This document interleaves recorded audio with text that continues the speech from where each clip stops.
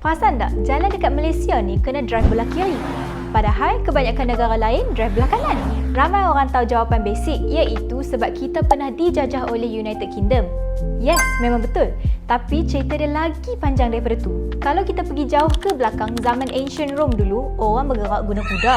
Kebanyakan orang guna tangan kanan untuk pegang pedang. Jadi mereka lebih selesa berada di sebelah kiri jalan supaya tangan kanan mereka bebas kalau kena serang. Bila masuk era abad ke-17 dan 18, kereta kuda makin popular di Britain dan Amerika. Driver selalunya duduk sebelah kiri dan kawal kuda dengan tangan kanan. Dan di United States, sistem jalan akhirnya berubah ke sebelah kanan. Lagi-lagi bila Henry Ford keluarkan kereta dengan steering di sebelah kiri, jadi pemanduan sebelah kanan lebih praktikal.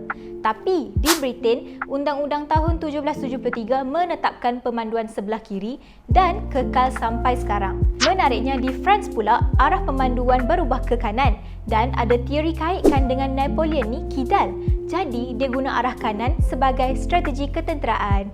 Akhirnya, negara-negara yang pernah dijajah Britain termasuk Malaysia, Singapura, Thailand dan Australia semua ikut sistem pemanduan sebelah kiri. Jadi, kita bawa kereta sebelah kiri ni sebenarnya datang dari gabungan sejarah perang dan pengaruh Empayar lama.